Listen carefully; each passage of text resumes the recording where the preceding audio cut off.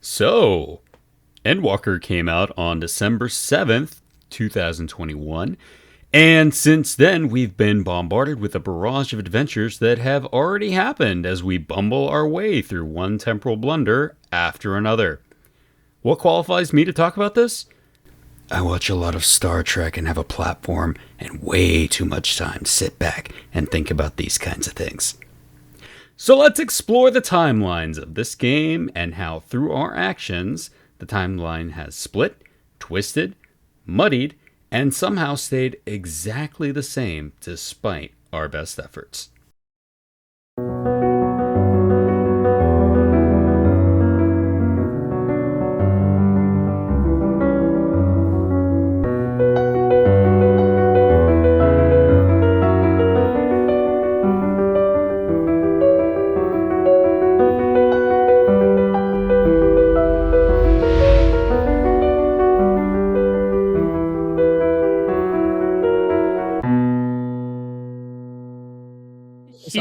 Here is where I will begin my rant, because we travel back in time.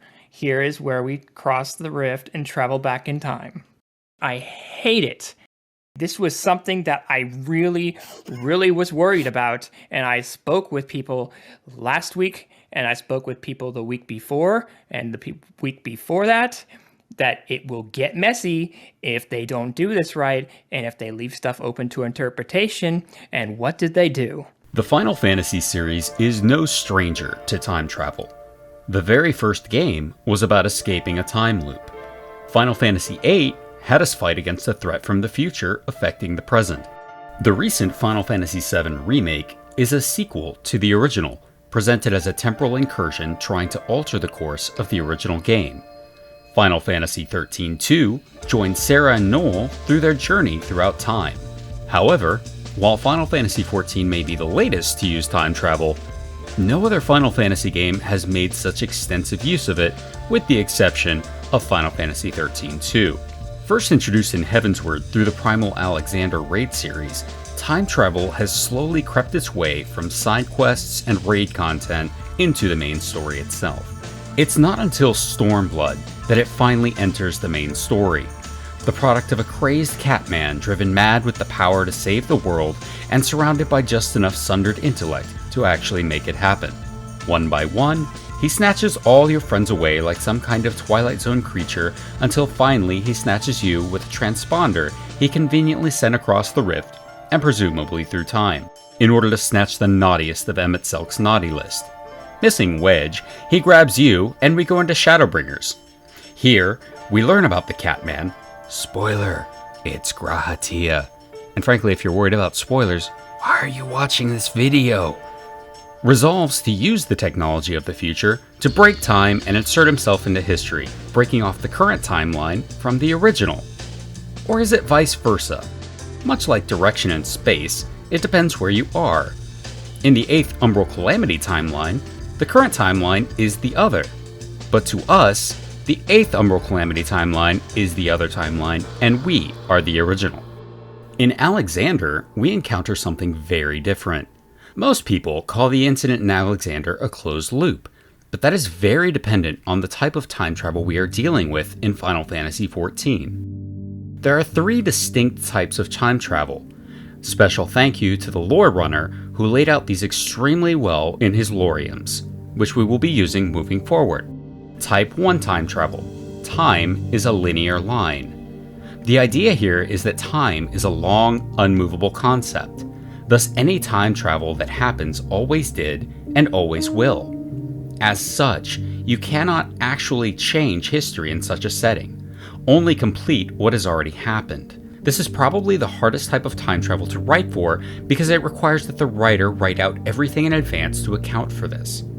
An event happens because it happened, therefore it must happen. No changes are possible to this type of timeline. Type 2 time travel. One alterable timeline. Probably the most common type of time travel when people think of time travel. This is where there's just one timeline, but time travel can and does alter it, and it can lead to some far-reaching consequences depending on the severity of the alterations, commonly used alongside the butterfly effect. Side note, while it applies in virtually all cases, the Time Traveler's Exemption clause is most pronounced in Type 2 time travel stories, the clause being that the Traveler is immune to the alterations in the timeline, since if they were not, writing the story becomes significantly more complicated, as the Time Traveler becomes altered by their decision to time travel the moment they accomplish it. We'll be speaking more about the Time Traveler's Exemption clause later in this video. Type 3 time travel, multiple timelines. Type 3 time travel is the many universes time travel. This means that any and all alterations to time travel trips, and other altercations lead to multiple separate timelines being made as a consequence of these actions. Thus, the original timeline from when the Traveler left goes on, unaltered, and now absent the Traveler. But the Traveler has now built a new timeline, of which they are now within. Type 3 time travel is by far the easiest to write for, because it involves no actual complexity in the current timeline, since the current timeline only has to take into account the current round of changes, since any additional alterations or trips would craft still more timelines. As we enter Endwalker, we are concretely aware of Type 3 time travel within Final Fantasy XIV, resulting from Grahatia's incursion from the 8th Umbral Timeline to the current timeline. We know that timeline was unaltered and continued without Grahatia in it, thanks to the short stories from Tales from the Shadows. With the release of Endwalker and the time travel shenanigans within, a lot of uncertainty has been injected into the story regarding temporal integrity. So let's take a look at that. In Live Letter 68, Yoshi-P addressed a question which I boosted on the forum with a damn hammer, which basically addressed how the story reconciles the changes the Warrior of Light effects by traveling back to a time before the Sundering. Yoshi-P said that his impression was that the loop was closed, and there were no changes or effects created by the rampant time travel. This would be consistent with Type 1 time travel, which always happened and always will happen, because nothing can be changed. This is also akin to the fate versus free will argument. If the future is already predetermined, then any attempts to alter it will only lead to the same result, as those attempts are fated to happen. However, Yoshida also said, 正直なところ自由に解釈していただいても構わないっていうのがまず前提です。Well, I think the most important thing is to say I think you all can come up with your own theories for this one. Don't mind if I do. So, what's the game say? Let's go back to Alexander. At the end of the Raid series, we learned that the summoning of Alexander brought forth an infinite number of possible futures, and that the fabric of reality itself struggled to accommodate them. However, in order to have an infinite number of possible futures, an infinite number of possible pasts must also exist for those futures to be possible. At this point, I'm going to switch to this diagram of the timeline. But here, we see that causality does not flow in a single direction like a river. Rather, the events of causality exist more like ripples that flow both up and downstream from a singular event, the summoning of Alexander. This singular event is what made it possible for Grahatia's original timeline to continue to exist, while our own diverged from what were the original, unaltered sequence of events we see in the opening cinematic of Shadowbringers. We defeat Elidibus in Xenos' body, and Xenos is never able to recover his body. He never murders Emperor Varus, and is likely killed in the attempt, as we learn in Endwalker, inhabiting the body of another can be a significant handicap. Emperor Varus unleashed Black Rose in a desperate bid to keep the Eorzean alliance at bay, and instigated the 8th Umbral Calamity, an era which would last for 200 years. We learn in Tales from the Shadows that this unaltered timeline did in fact continue to exist after Grahatia made his journey back in time. The confirmed existence set the precedent for our current predicament.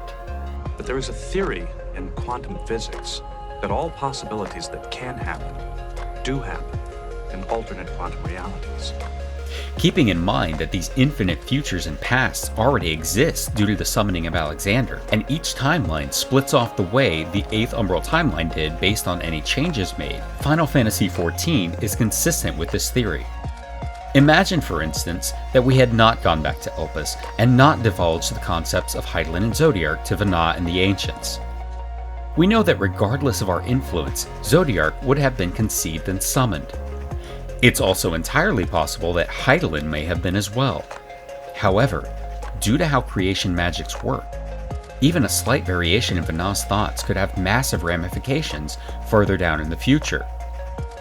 None of this has any real bearing on my argument, but serves to illustrate that there was an effect on the timeline that we caused. But what about Argo, you ask? The fact that Argo knows us when we arrive at Mare Lamentorum, before we have ever met them. This is an example of a kind of paradox in our timeline, where we experience the effects of our actions before causing them. But wait, doesn't Argo knowing us already mean that Yoshi-P is right, and by traveling to the past we preserve the current timeline? Well, maybe.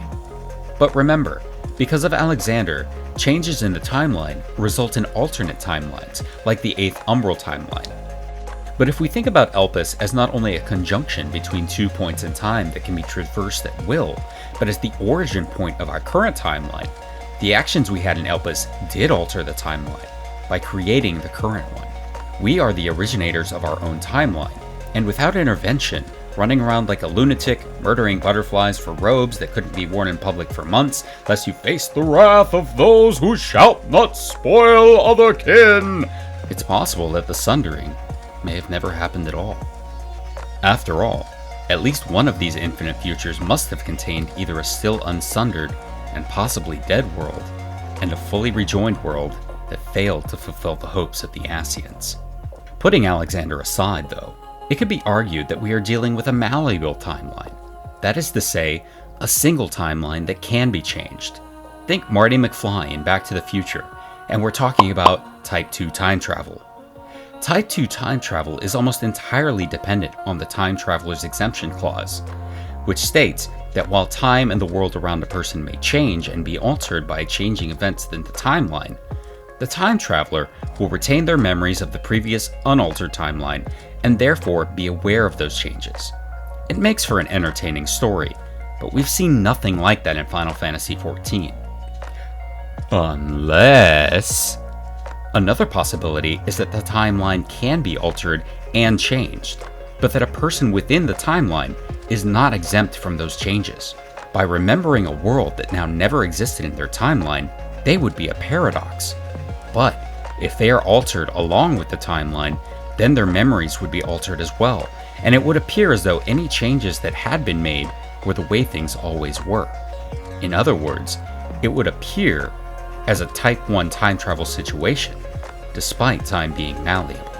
One could argue that within the mechanics of the game, were we to run around Elpis and murder absolutely every living creature, that nothing would change, because that's what we did when we went there, because the devs aren't about to redesign the MSQ around the changes we've made 5 expansions in.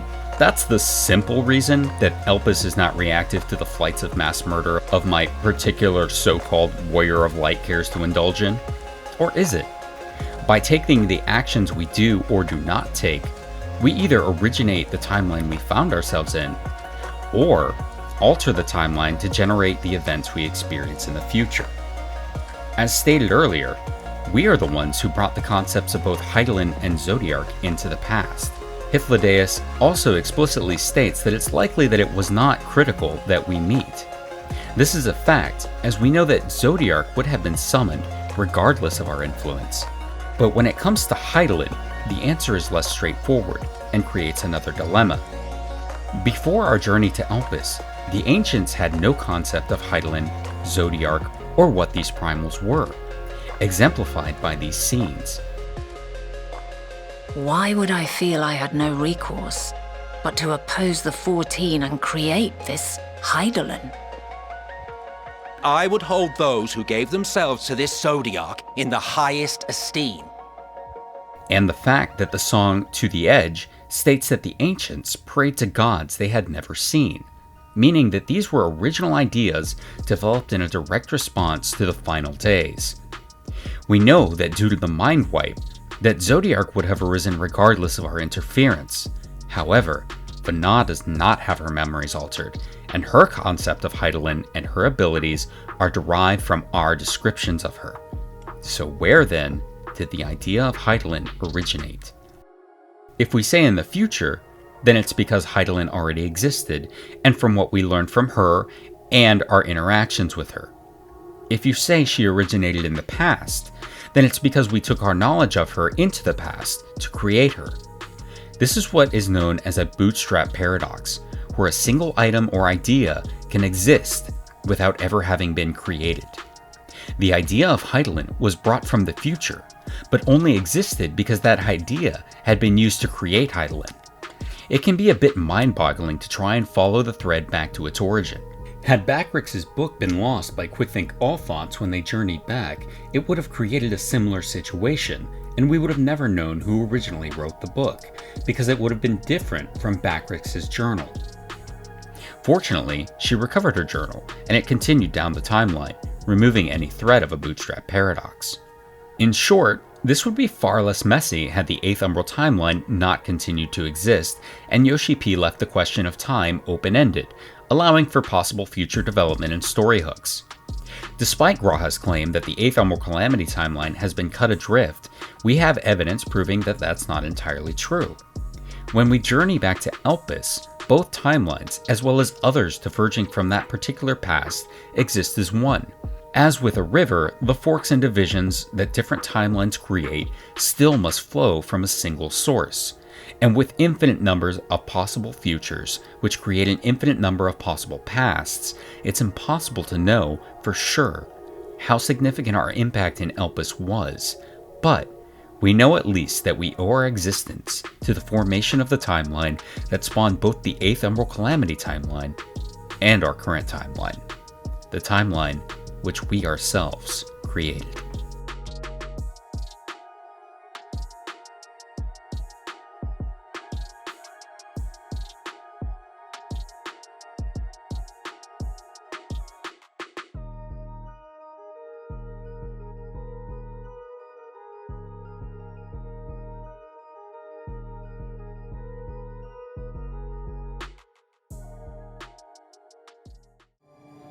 I hate temporal mechanics.